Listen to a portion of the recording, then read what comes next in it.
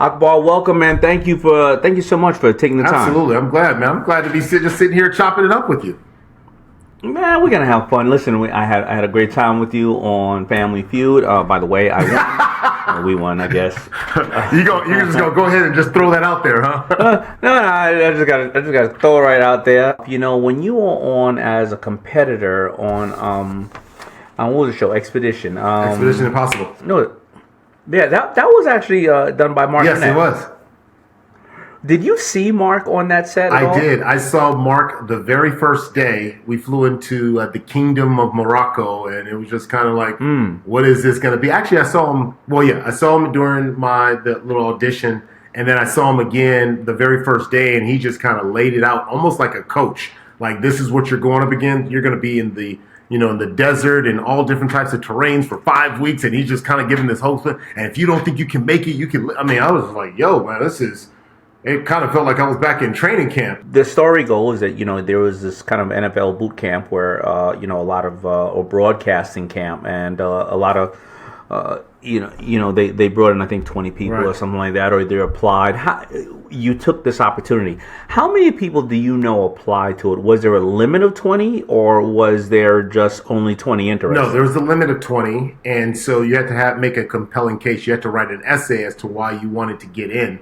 And so I just took that time to write it. I don't know how many guys during their off season wants to write an essay to get into broadcasting. But, the truth is, Daymond, like I kind of saw after my third year, I knew things weren't working out the way I thought in my mind. I thought that and believed that I was going to play in the NFL for 10 years. And, I was going to be everything and whatever. And especially, too, because my brother played before me and had a tremendous amount of success. And I just thought, I'm next in line. Well, it didn't work. It didn't work that way. We were two different beings, two different types of athletes.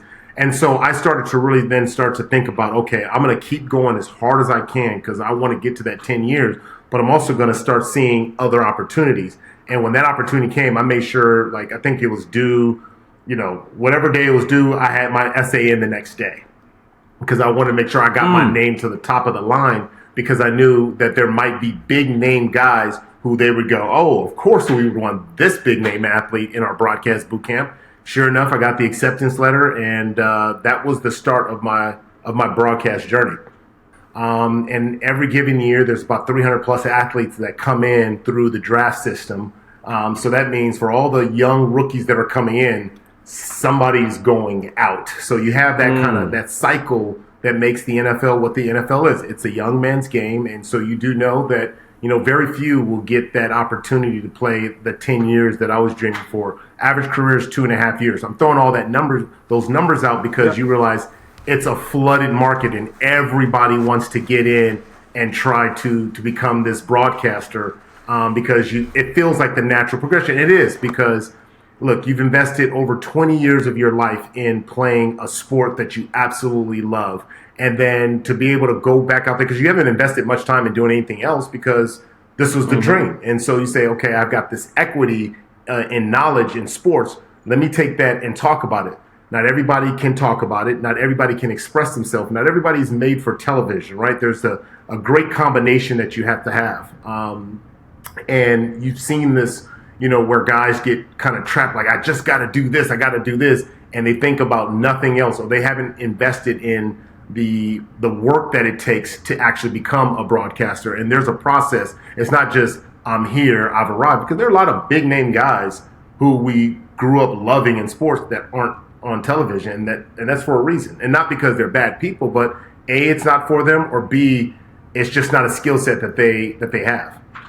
Are you a CEO that knows that you've done everything to master your craft? Now you need to take your personal brand to the next level. Well, I love working one-on-one with game-changing CEOs. And if you're interested, reach out. Go to workwithashark.com and fill out the form.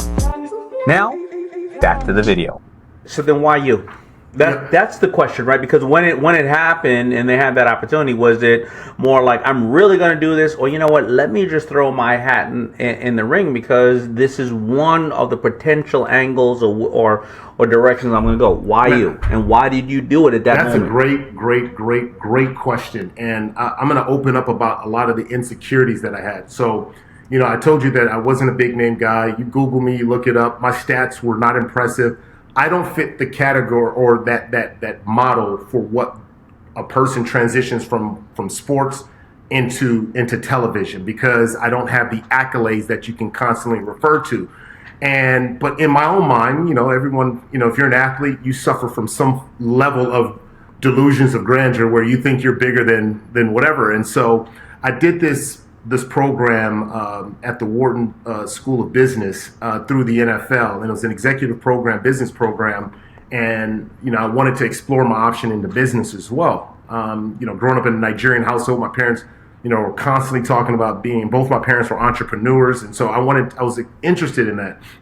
And so, anyways, I applied to try to get a job, an interview at ESPN, and I'll never forget Al Jaffe and Fred Brown. They brought me in not because I played in the NFL, but because they saw Wharton business program on my resume, and they thought, this is odd. So they brought me in, and I'm sitting here thinking like, I'm about to be on ESPN. You can't tell me nothing. And so I go in, and so they said, so we brought you in. We just wanted to meet with you, kind of see. I say, yeah, I want to be the next Stuart Scott. And Fred Brown stopped me right there. He goes, son, we already have a Stuart Scott. We don't need another Stuart Scott.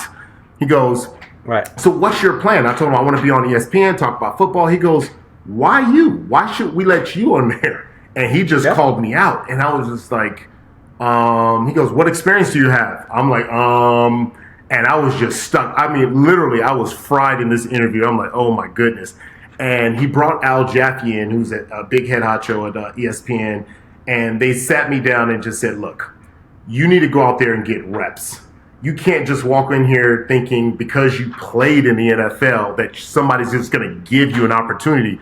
We really only brought you in because we saw Wharton and wanted to see what you were about. And They gave me a tour and told me to go. But not in a bad way. It was like, hey, we'll show you around, showed me the satellite, showed me all the different studios, and walked me out. And as soon as I got back on that plane, I devised a plan. I go, okay, be real with yourself. You didn't have a big name in the league. How can you get in? And so what I did was I went back to my hometown, not my hometown, but the place where I went to school, San Diego. I had a year with the Chargers. I was a standout at San Diego State. And I said, this is where people know me here. Let me take the time to develop locally. I developed locally at the local stations. I did that for free for 2 years. I knocked on the door at NBC. For free? Hold on. For free. I knocked on the door, and I went and talked to the general manager at the local NBC, and I said, hey, can I do the post-game show for the Chargers and the Aztecs, and I'll do it for free. Hired me on the spot. Well, it wasn't a hire. It was free. Yeah, right. That's true. I got you all day. You want to hang out with me for free? So I did it. I did that, and I knew that was the only way that I was going to jump the line to get an opportunity, because I didn't think anyone else would compete with that. And so that's what got me in. What made you decide to say, yo, I do this for free? Because my buddy Jay will say ego means edging God out, right? Because you don't want to accept certain things, right? What made you put that ego aside in the town that you are already known? You were definitely a superstar in the town you went to. What made you put that ego aside? I wanted it badly, honestly, because there was something, when you gravitate, you want something, like a little kid in a candy store who wants something so bad. Heck, he's even willing to steal it because he wants it badly, and he knows it's wrong, right? I wanted it badly, and so for me, there was no pride really in it or ego in it. It was just, I was hyper-focused on it. And some people may say, well, it's easy because you had money, you could work for free. Well, yes, I did play in the NFL, but I didn't make that kind of money that I could sacrifice not working for 2 years, right? I mean... Who laughed at you? Who laughed at you down there? Who? Because, you being who you are, right? It's kind of like, you're returning home. Some people could have said that. Some people could have said, "What the hell are you doing? You were fortunate enough to get where you were." By the way, your brother's much better than you. So I got that a lot. So you're gonna. Oh, I'm gonna tell you to you right now. I don't even know your brother, but I'm gonna tell you suck. Just to throw that at you. You suck. So what you doing? Like, who laughed at you? How many laughed at you? And even if they did, it's fine, right? Even if it was one.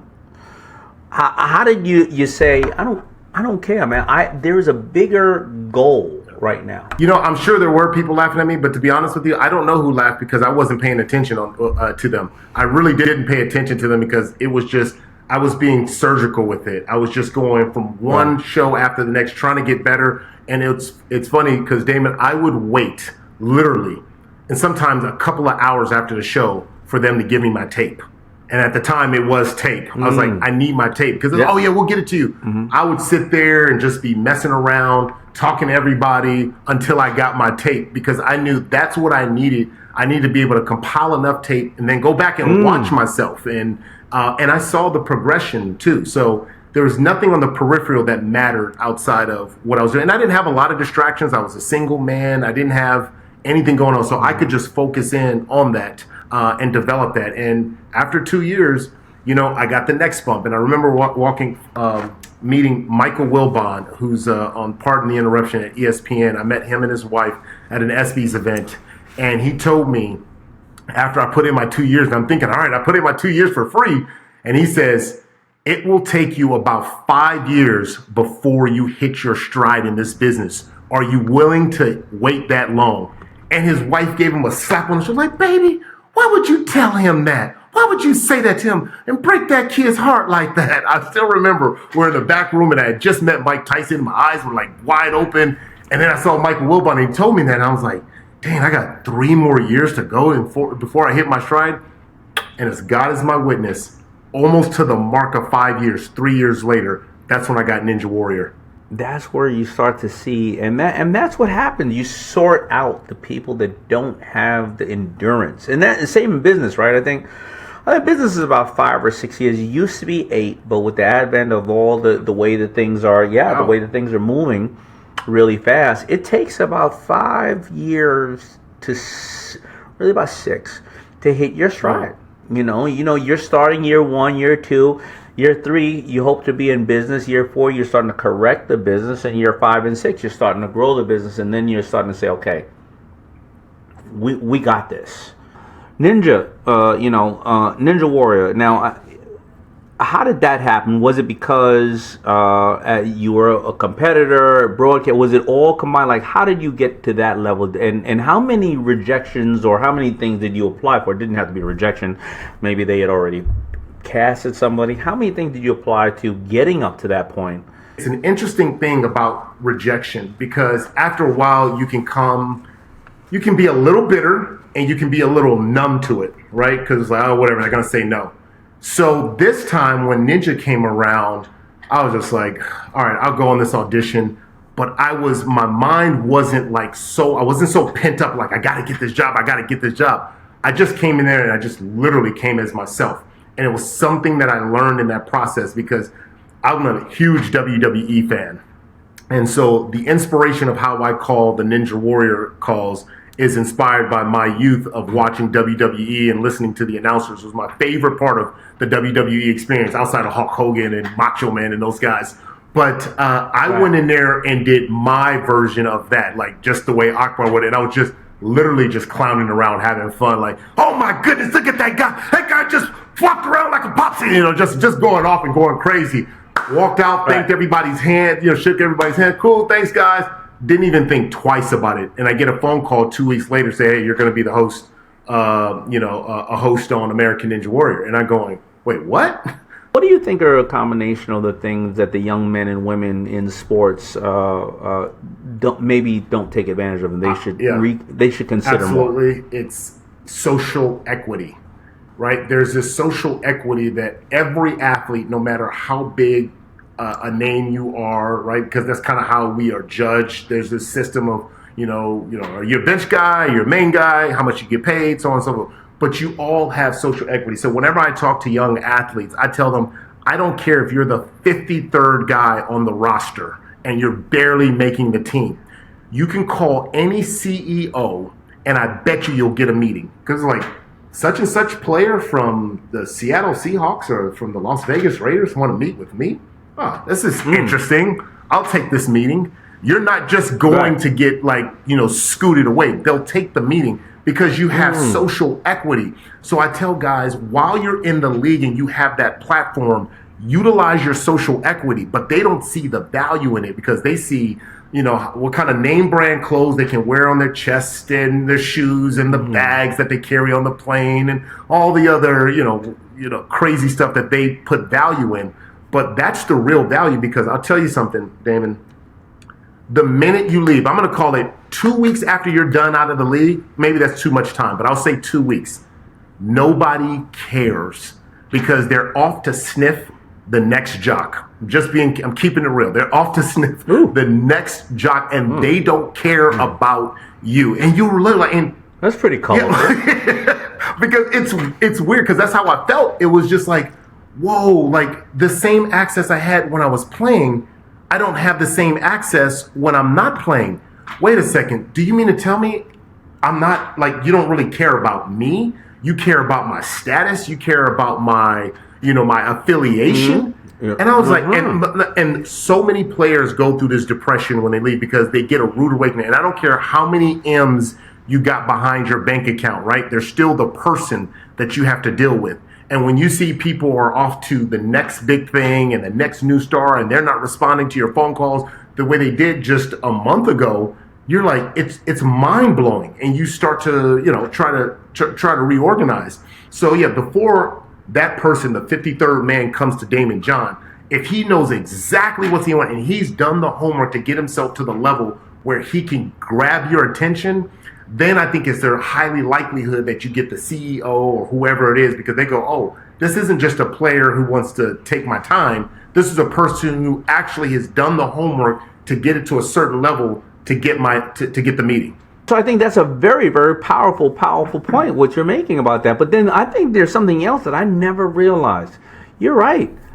Why the hell would you call, unless it is a Michael Jordan, a Muhammad Ali, or anybody like that? But once you're right outside the league, why would anybody want to pick up your phone call 2 weeks after? And do people just feel that no matter what, I'm going to be so good that everybody's going to pick up my phone forever because they get high with the calls that are happening today? Yep, that's it. It's called intoxicated by their own greatness. So a lot of athletes are intoxicated by their own greatness. And my high school coach put this in my head, and it stuck. He goes, stop reading your ink. Don't read your ink. He would always say that. And it was like, you're drinking the juice. You're drinking the Kool-Aid. And he would say it in this comical way that just, it stuck. And I was like, because when you drink your own Kool-Aid, you can become intoxicated by your own greatness. And where you think forever people are going to take my call. And then you realize no one's responding. And so you've literally taken the equity from the social equity that you've developed playing in the league. Because look, the NFL shield is a big shield, and people recognize that shield. You say such and such from the NFL. Now, that will only get you so far. The rest of it, you have to do the internal work to do it and have a vision as to where you want to go. And I think, for me, it has been being hyper-focused on the direction that I want to go. And I spend a lot more time, for me, I spend the idea before I spend the time or money, right? So I'm always spending the idea and trying to get it to a place where I'm going, okay, I'm ready to move. I'm ready now to put this thing in action, rather than just trying to do busy work and not go anywhere. Thank you as always, man. And I love seeing you on TV, man. And you really represent so many different aspects of people who can pivot or just raw talent and talent that is worked on, and just somebody who is always about communicating really fun and great things, and not about conflict, which I love. Yeah, thanks so much. If you're a CEO like I was, where I mastered my craft, but I know that I needed to master my personal brand, well then, you've come to the right guy. I love working with CEOs that are already game changers and just need to take it to the next level, but nobody out there has experienced what they have experienced, and nobody out there can take them to where they want to go. Well, I can. And if you want To find out more about it, reach out. Go to workwithashark.com. And thanks for watching. And make sure you subscribe. Peace.